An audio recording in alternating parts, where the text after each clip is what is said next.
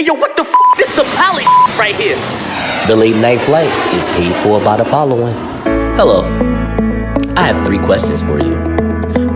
When you're talking NBA with your white coworkers, do you say that Dallas Mavericks point guard Luka Doncic is the best player in the NBA to position yourself as non-threatening in the office? And when black people think that you talk like a white person, do you reply, hey, you would too if you graduated from an HBCU? Are you Rachel Dozer? If you do or are any one of these 3, then you are suffering from the contribution of white privilege. Hi, my name is Nasur Nuru, and if you are looking to go from Wayne Newton to Wayne Brady, please give us a call at 1-800-HELL-NO-CANDIS. That's 1-800-HELL-NO-CANDIS. Give us a call now before you turn into T-Bigs. It's a bunch of us. I'm a hand in the colony. Hold on. Everybody on their Martin, everybody marching for a young nigga like me to get tsunami on it. I'ma get it, I'ma win it, baby. I'll be on my curry till I crash your bird 40 on the tank. Yeah, I'm acting nerdy if it's at the Appalachian to the Appalachian. I'ma do whatever that they take to make a black a nation. Hold on. This house is so full of people. It makes me sick. When I grow up and get married, I'm living alone. Did you hear me? I'm living alone. I'm living alone. Wait, hold on. Is that how it works? Do you get married so you could live alone? That's interesting. Alongside the informative and owner of a Charlie Brown Christmas tree, Hanif Sowell, I am the greatest Henny Badger who has ever lived, Nasur Nuru, and we are the Late Night Flight. Yo, what's going on? What's up with you?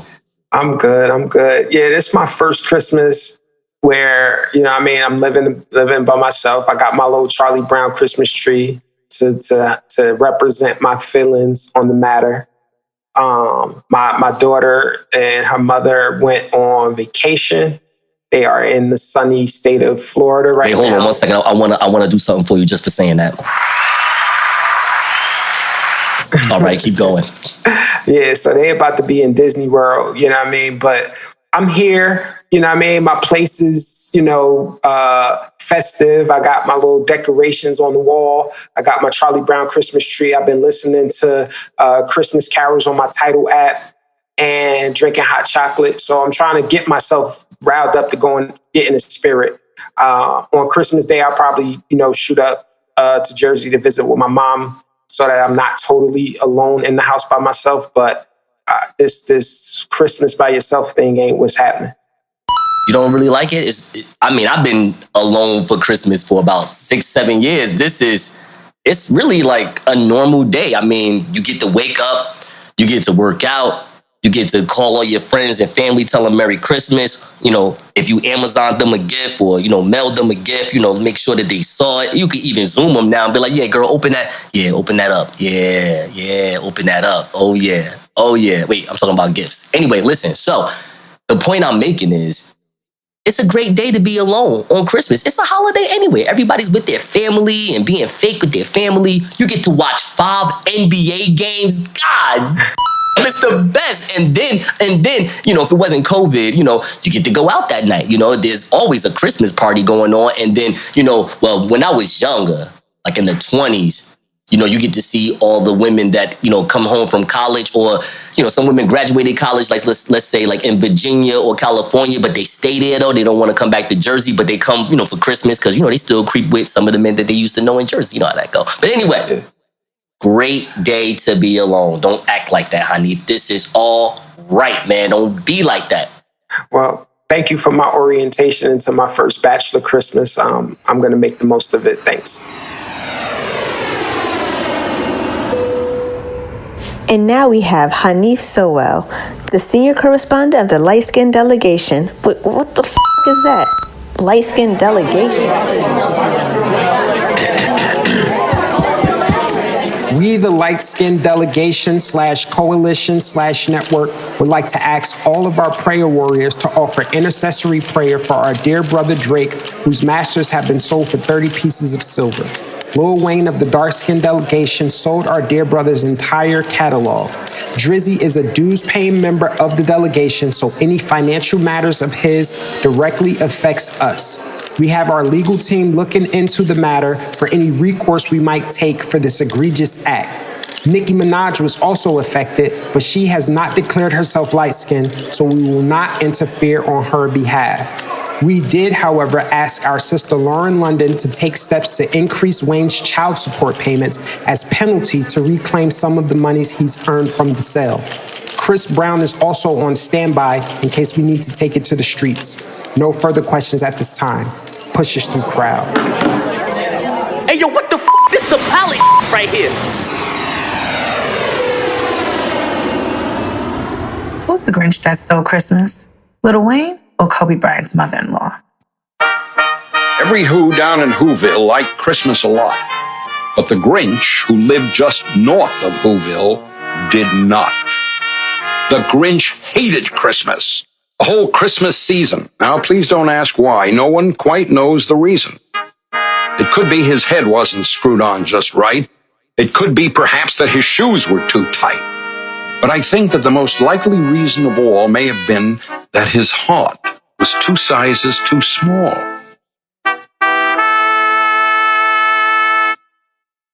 Lil Wayne looks like the Grinch who stole Christmas.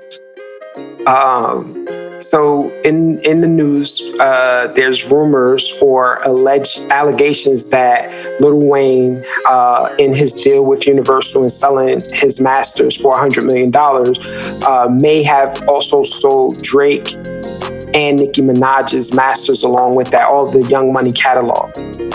And I feel like that's crazy, right? Because if he did that, he undervalued it by a whole lot of money.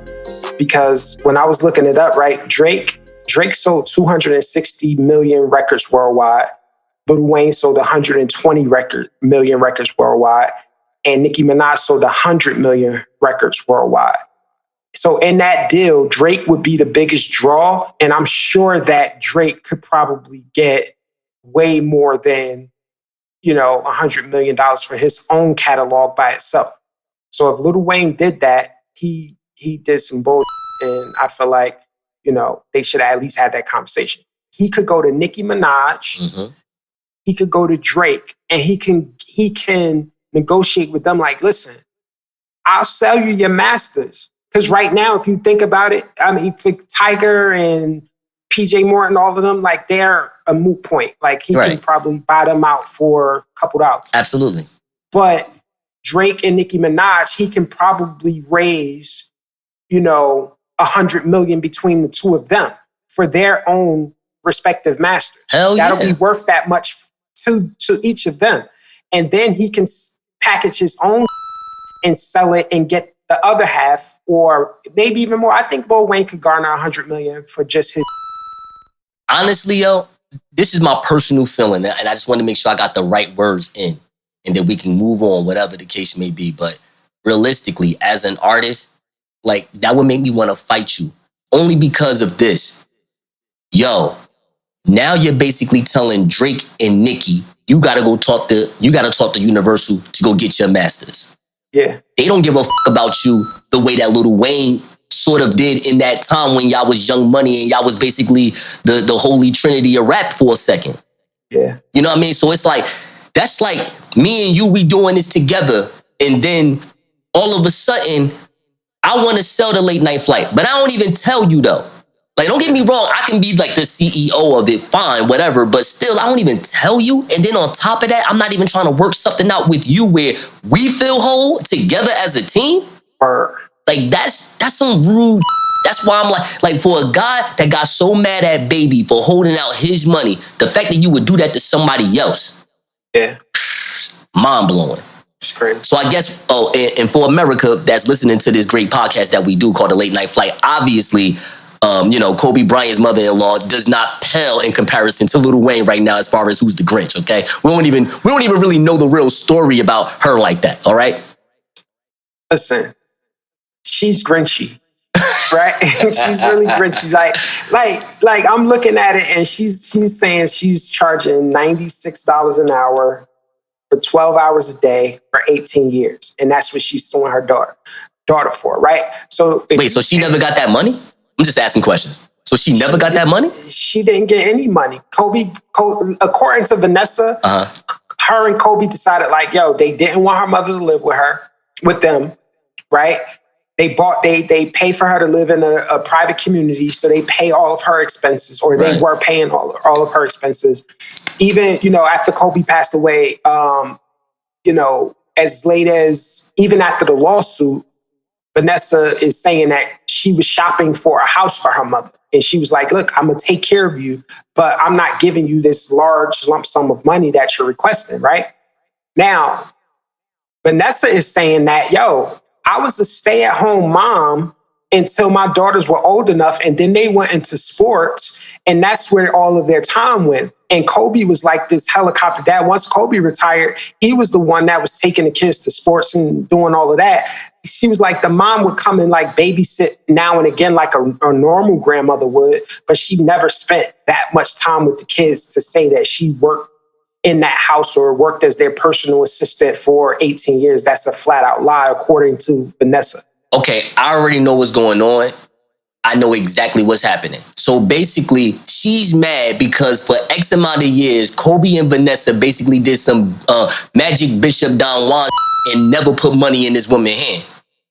And just pay, but they just gave her a life. So this woman feels slighted because she like, well, I can't really use my money to buy anything because y'all don't give me no money. But and they like, well, we give you a house, we give you a life, we give you everything, but money, we're not giving you money, no. But like Kobe Bryant did the same to his own parents. You know what I'm saying? And so that if that was his MO for his own parents, and he's clearly the breadwinner in that situation, then what's good for the goose is good for the gander. But, if you remember, Kobe was estranged from his parents for the same type of reason, where first his dad and mom didn't like the fact that Vanessa wasn't Black. So they was beefing because of that, right? But Kobe's still taking care of stuff. But then Kobe like, yo, I'm going to buy you a house. I'm going to set you up the same sort of thing. And they like, nah, we want money. So then they try to sell his memorabilia. And he had to sue in order to stop them from selling like his old high school jerseys and sneakers and trophies. And that caused a strain between him and his own parents. And now that he's gone, the same thing is happening with Vanessa's mom.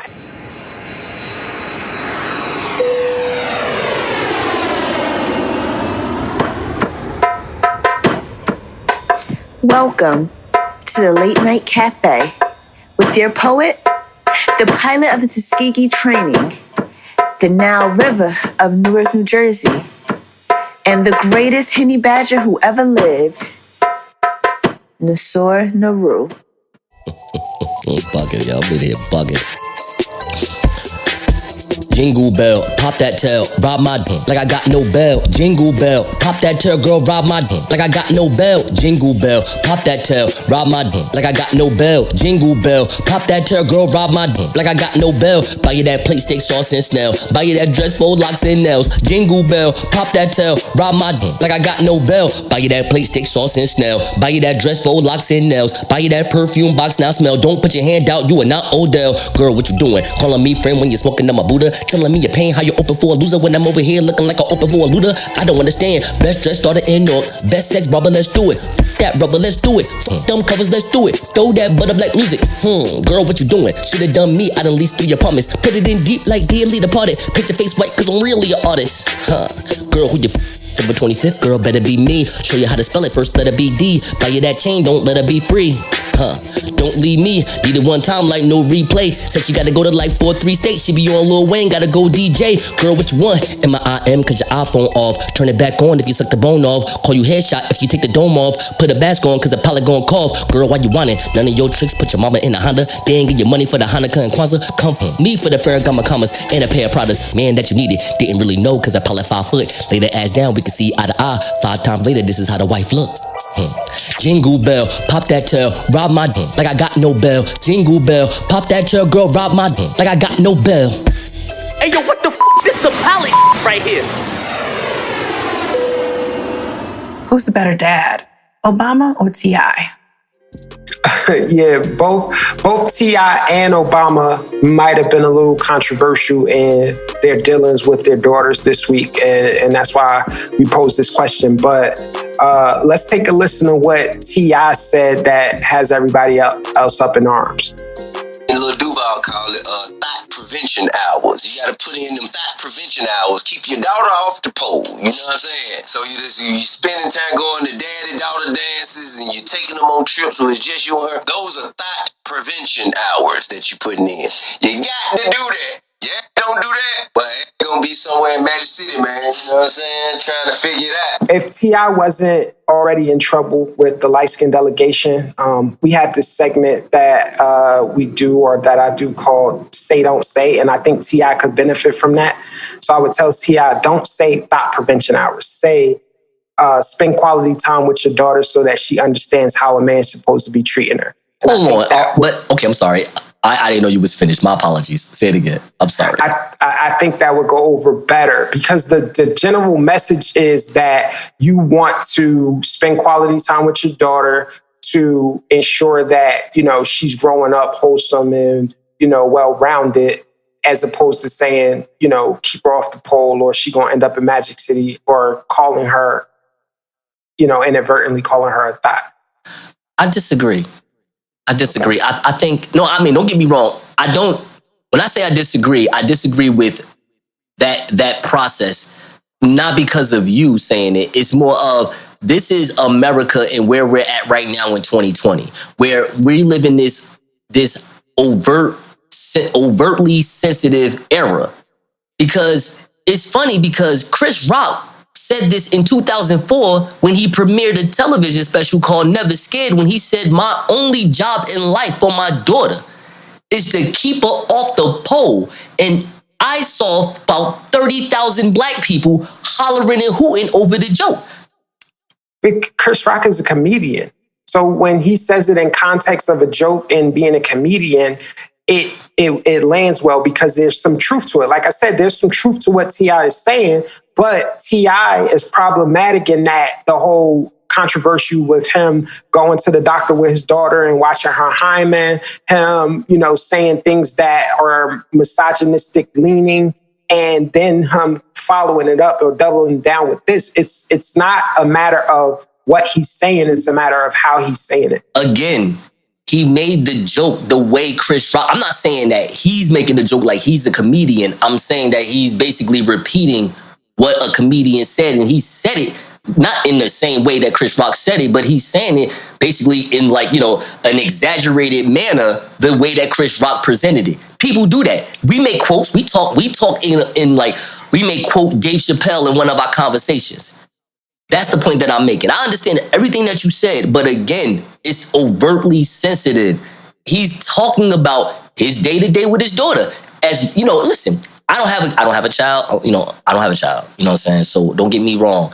There's some things that I don't relate to. I can't relate to. I would love to relate to. I don't relate to. So I don't know what a visit at the OBGYN would be like for me as a man with my daughter. I don't know. Realistically though, I probably wouldn't tell none of you how that would go down. But, I'm sorry, go ahead. I mean, exactly. And the reason why that even was mostly controversial is because he embarrassed his daughter. She made it known publicly that she was embarrassed. And here we are. And then, I don't know. Who is her to make something known publicly? Who is her? Like, you getting paid by the one that made the albums. Like, you be quiet. Who told you to go on Instagram and say something? Nah, no way, bro. I'm making a joke. But I'm just saying, like, yo, T.I., like, come on, man. What is going on? Like, these are your children. You know what I'm saying? Like, I'm just saying, there needs to be some better leadership going on with this. Like, if I had a daughter that went online to tell the world about how they feel about me, I am a terrible parent. Like, my parenting skills is not great, because my child would not go to the world and preach something before they come to me. I'm just saying. That's the entire point.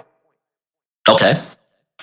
So let's go to somebody who seems to have it right and who is a model for a lot of people, and they look up to him. And what he did that was a little controversial in saying that and this is about President Obama, where he allowed his oldest daughter, Malia, to have her college boyfriend come live with them during the pandemic. And some people feel that might be controversial in having your daughter's boyfriend living with you all as a family. Plus the fact that he's a British rich kid. Okay, sounds like he paid for entry. Sounds, I don't understand. What's the issue? So I know for me personally, right? Like when I was in college, my college girlfriend, when we went home for the holidays, or if I went over to her parents' house for the weekend, they actually let me stay the night. But I slept in the basement and she slept upstairs. But also at 3 a.m. she would mosey her way downstairs to the basement so that we can enjoy each other's company. I dig it. You know what I'm saying? So I'm sure that was happening with Obama. So it may not be as controversial. And I feel like, hey, she's actually 22. So she's grown. So I don't feel like it's a problem. The only thing that I have a problem with a little bit slightly is that Barack Obama taught them how to play spades, including him. And he's essentially inviting this young man to the cookout, and we need to relax on that. He's the president. He can do what he wants. He's the president. I'm gonna pull out my President Nixon card on that one and say, when you're the president, you can do what you want. Fellas, if you've ever found yourself struggling with the right words to say to your woman, if she ever questioned why you were a grown man on a 3rd grade reading level, if she ever said the reason why she cheated was because you don't know how to communicate, I'm here to help. I'm going to give you the words that will mesmerize your queen and have her questioning her inability to see you for the king that you are. This segment in our program is called Say, Don't Say, with your relationship guru, Hanif Solo. Don't say, what do you want for Christmas? Say, I observed you throughout the year in anticipation of this holiday, and I can't wait to see your face light up as you bend down in front of the Christmas tree to open your gifts, and I unbutton the trap door on your Bernice Burgos onesie. Don't say, what's up with your job's Christmas party? Say, I missed you. In fact, I missed you so much, I followed you today, and your work husband's days are numbered. Don't say, that Birkin bag is too expensive. Say, sis, you're living above your means. Don't say, ho, ho, ho, Merry Christmas. Say, I would never call you a hoe. You are a queen. You are the greatest gift a man like me could ever receive. So it's okay that you forgot to get me a gift, because all I wanted for Christmas was you and your sister. Say, don't say.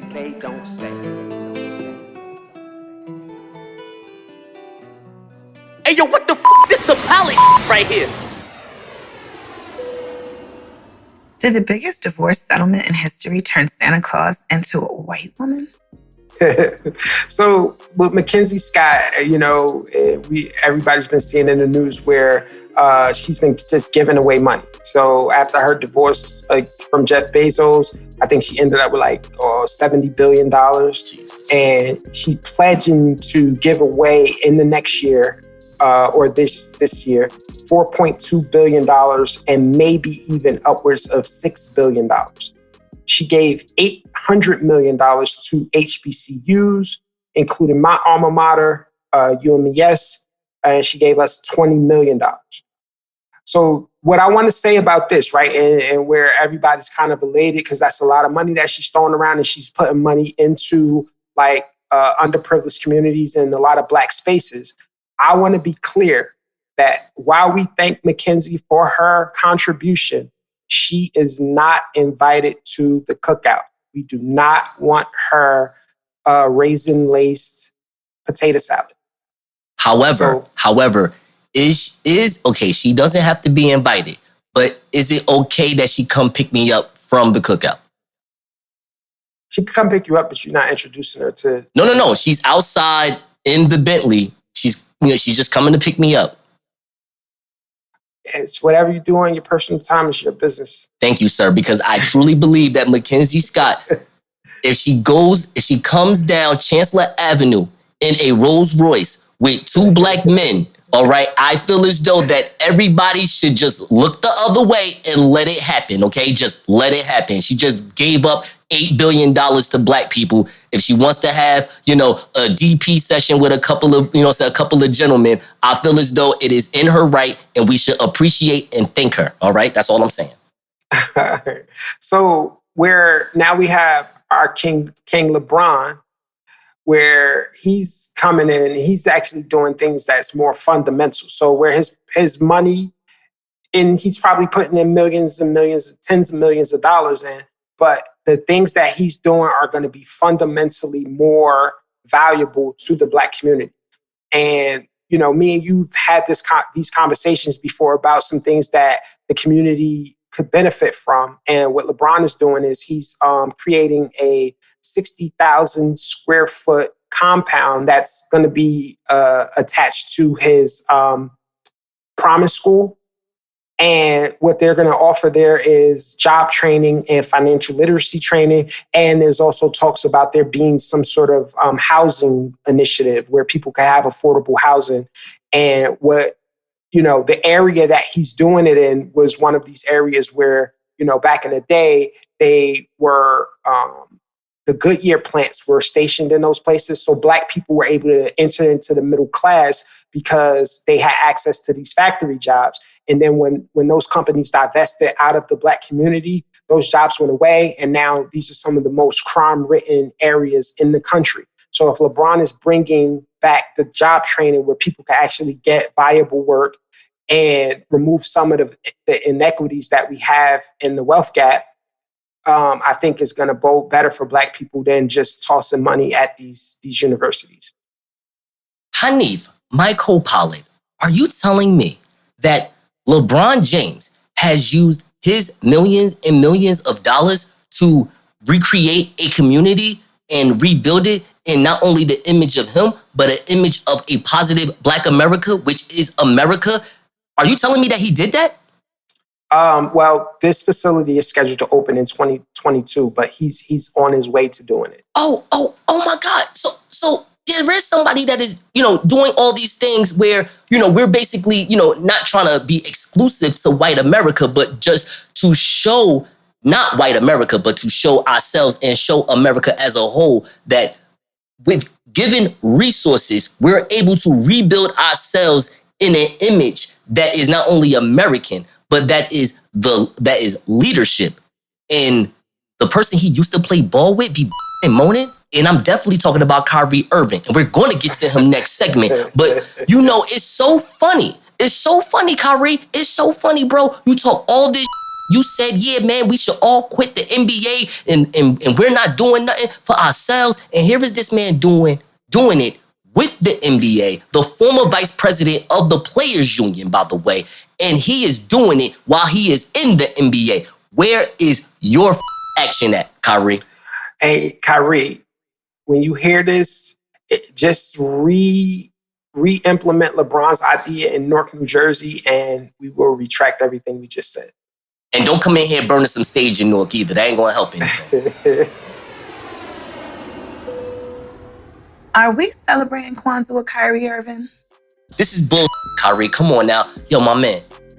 Kendrick Perkins on ESPN told you, if you really feel some type of way that Black America needs us in a way where we need to leave our careers, leave our livelihood, and we can use the money that we have to build our own, do what Maya Moore did in the WNBA and quit.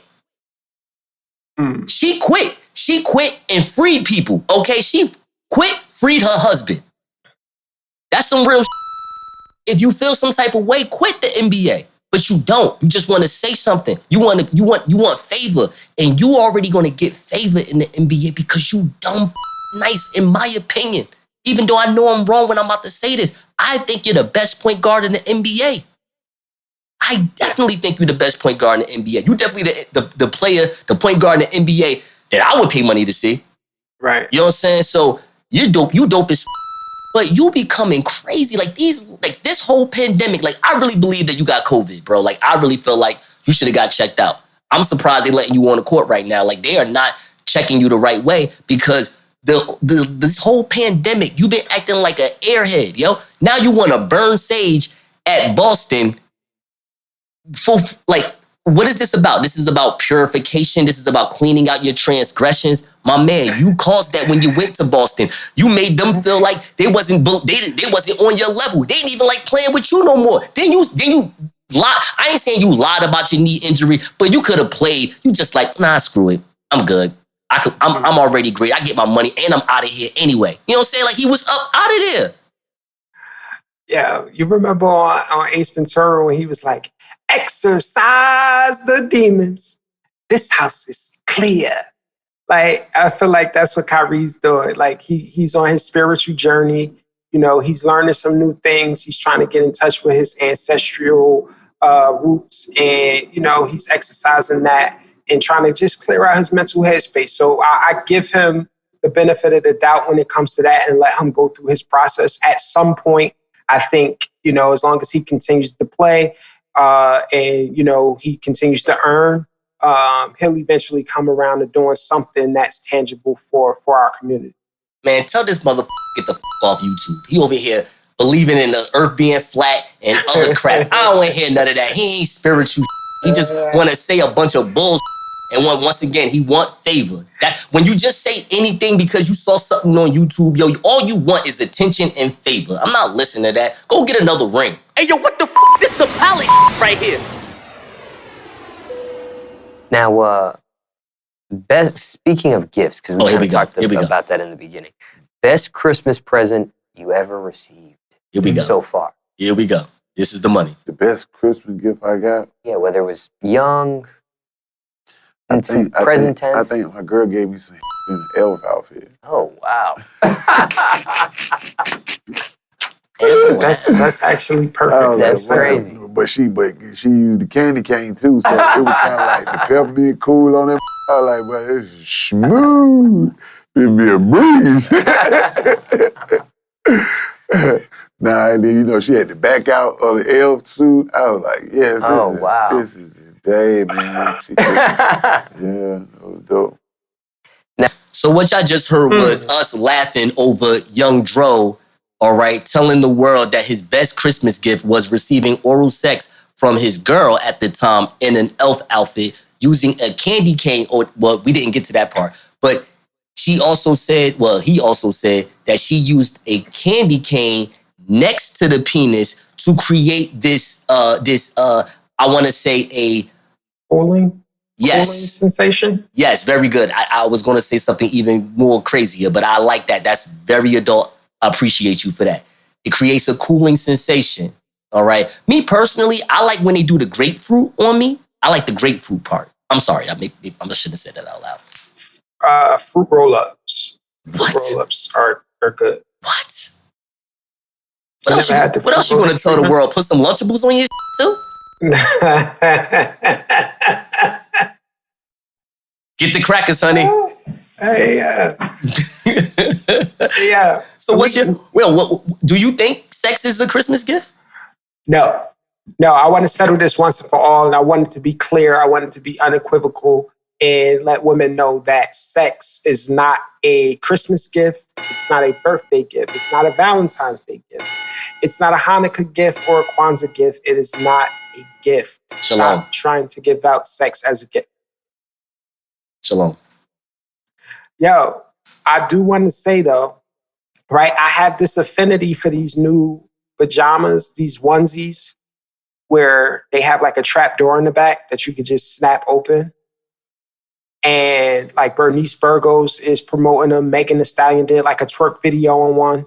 And I'm just like, I would appreciate a woman who, you know, came to my place and didn't want me to be lonely on Christmas with that outfit on under a trench coat.